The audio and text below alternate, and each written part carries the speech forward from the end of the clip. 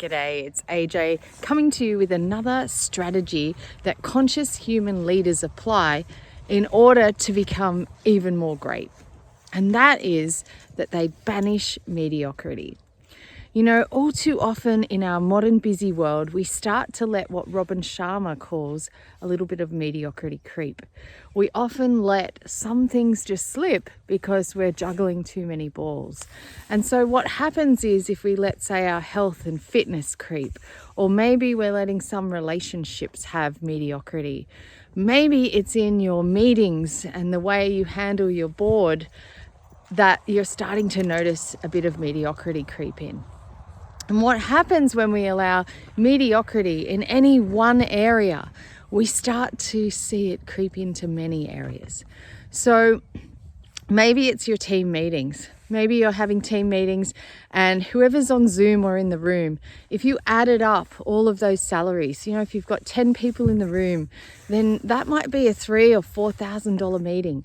And you have to think, is the level of thinking and discussion that we're having worth that money? And if it's not, then maybe you're letting some mediocrity creep in. So what you want to do is think about who really needs to be in the room. What's the purpose of the meeting and how do we get laser dialed in on getting the outcomes that we're looking for?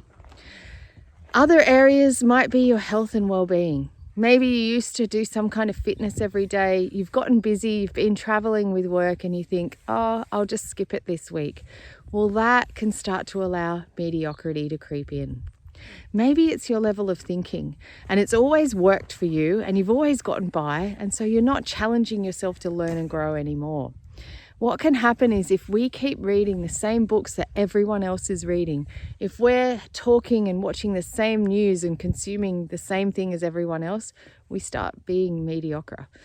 We start saying, thinking, doing the same things as everyone else. So if you want to go next level, if you want to be world class, you have to banish mediocrity.